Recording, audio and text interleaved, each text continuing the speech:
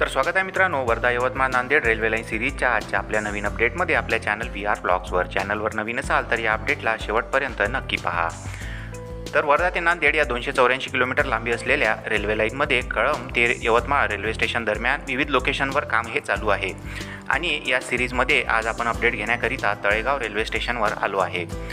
तर या ठिकाणी आपण पाहू शकाल की या दिशेने रेल्वे लाईन ही तळेगाव रेल्वे स्टेशनकडे येणार आहे आणि या ठिकाणावरून बोगद्याचा जो एंड पॉईंट आहे तो साधारणतः 3 किलोमीटर अंतरावर असणार आहे. आणि त्यावर आपण जो अपडेट घेतला होता तो जर आपण बघितला नसेल तर लिंकमध्ये तो अपडेट दिला आहे, त्यावर जाऊन आपण तो व्हिडिओ देखील चेकआउट करू शकता. समोर जे आपल्याला मटेरियल दिसते आहे ते कार्ली या गावाकडे जाणाऱ्या रोडवरील ओव्हरब्रिजचे जे पिलर्स आहे त्यावर ठेवण्यात आलेला गर्डर आहे. तर त्या लोखंडी गर्डरवर आपण मागच्या अपडेटमध्ये माहिती बघितली होती. समोर या छोट्याशा डोंगराशेजारीच ही रेल्वे लाईन बोगद्याच्या एंड पॉईंटकडून या दिशेने तळेगाव रेल्वे स्टेशनकडे येणार आहे. आणि या दिशेला आपण पाहू शकाल की खालच्या दिशेने या ठिकाणावरून या प्लॅटफॉर्मची सुरुवात जी आहे ती होणार आहे.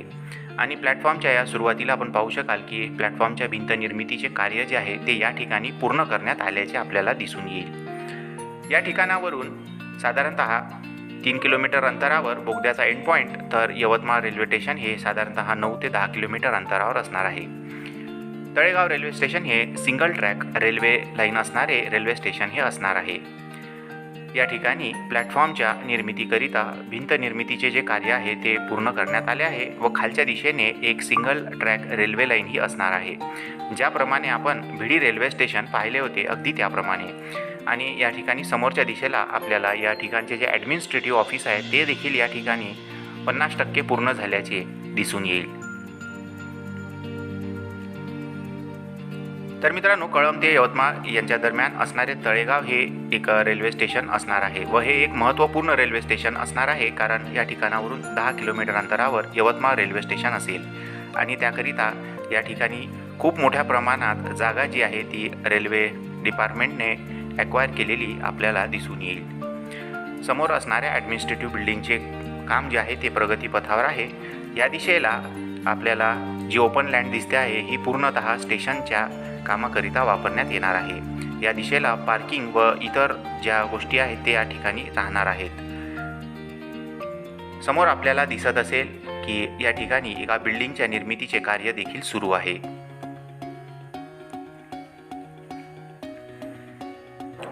तर या रेल्वे लाईनच्या या दिशेला म्हणजेच टनलच्या दिशेला या ठिकाणावरून साधारणतः 18 ते 20 किलोमीटर अंतरावर कळंब रेल्वे स्टेशन असणार आहे.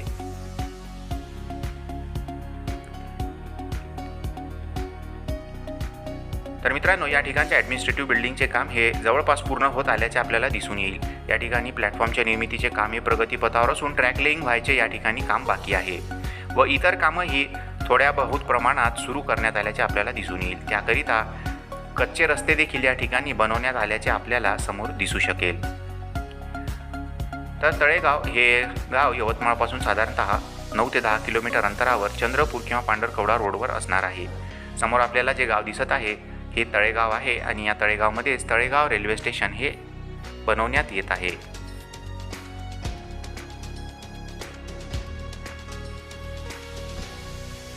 तर या समोरच्या दिशेला ज्या ठिकाणी पाणी साचले आहे त्या ठिकाणी बिल्डिंगच्या निर्मितीचे कार्य करण्याकरिता फाउंडेशन वर्क हे चालू असल्याचे आपल्याला दिसून येईल. आणि या ठिकाणी या रेल्वे स्टेशनवरील क्वार्टर्स हे राहू शकतात, परंतु सध्या ते ठळकपणे सांगता येणार नाही.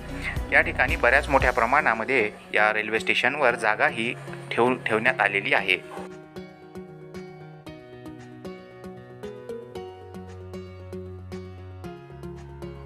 तर मित्रांनो, या दिशेला साधारणतः तात्पुरता रस्ता बनवण्यात आला आहे व 500 मीटर अंतरावर या ठिकाणावरून यवतमाळ चंद्रपूर किंवा यवतमाळ पांढरकवडा हा रोड असणार आहे. तर रेल्वे स्टेशनकडे जाण्याकरिता सध्या तरी हा कच्चा रस्ता या ठिकाणी या दिशेला तयार करण्यात आल्याचे आपल्याला समोर दिसून येणार आहे.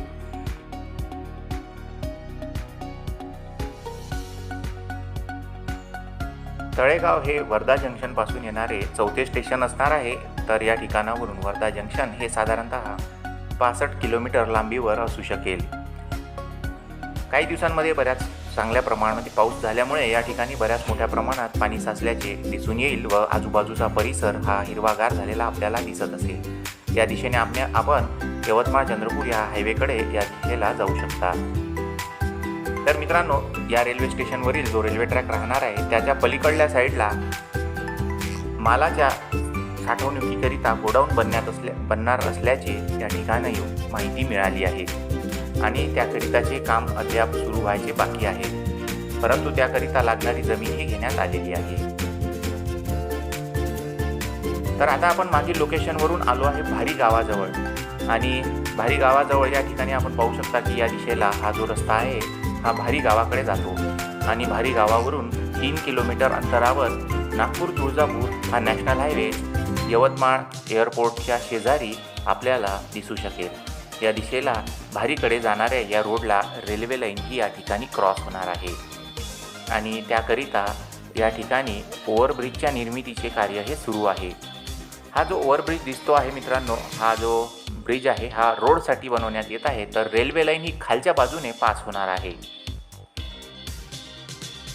तर दुसऱ्या दिशेला हा जो रोड आहे हा यवतमाळ चंद्रपूर रोडकडे जात आहे। या ठिकाणावरून साधारणतः 1 किलोमीटर मागे अंतरावर तळेगाव हे रेल्वे स्टेशन असणार आहे व तळेगावपासून 1 किलोमीटर अंतरावर ही लोकेशन आपल्याला या ठिकाणी दिसू शकेल। या ठिकाणी पुलाच्या निर्मितीचे कार्य हे जवळपास 60% पूर्ण झाले आहे। या ठिकाणी गर्डर लॉन्चिंग करण्याचे काम या ठिकाणी या पुलावर सुरू आहे। लवकरच हे काम या ठिकाणचे पूर्ण होऊन वरच्या साईडने रस्ता तयार करण्यात येईल व रस्ता एकदा पूर्ण झाल्यानंतर खालच्या दिशेने रेल्वे लाईनसाठी मार्ग हा मोकळा करण्यात येणार आहे।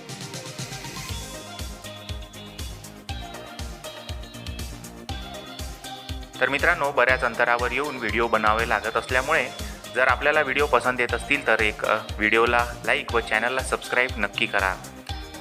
या दिशेला ही रेल्वे लाईन समोरच्या दिशेने जाणार आहे। या दिशेला चंद्रपूर यवतमाळ रोड व समोर उजवीकडच्या दिशेला यवतमाळ रेल्वे स्टेशनकडे रेल्वे लाईन जाणार आहे। त्याकरिताचे खोदकाम केल्या गेले आहे, परंतु त्या ठिकाणी आता पाणी साचल्याचे आपल्याला दिसून येईल। तर बनवलेल्या व्हिडिओला व्ह्यूज मिळत असतील तर नवीन व्हिडिओ बनवण्यासाठी प्रेरणा मिळते, त्यामुळे व्हिडिओला एक लाईक ही नक्की करावी। तर आजचा कसा वाटला व्हिडिओ हे आम्हाला कमेंट करून जरूर कळवा आणि अपडेट आवडला असल्यास चॅनलला लाईक, शेअर आणि सबस्क्राईब करायला निश्चित विसरू नका। आणि जर आपल्याला आर्थिक मदत करायची असेल तर थँक्स बटन दाबून तुम्ही आमची आर्थिक मदत देखील करू शकता। तर आता भेटूया नवीन माहितीसह पुढच्या अपडेटमध्ये या समोरच्या दिशेला।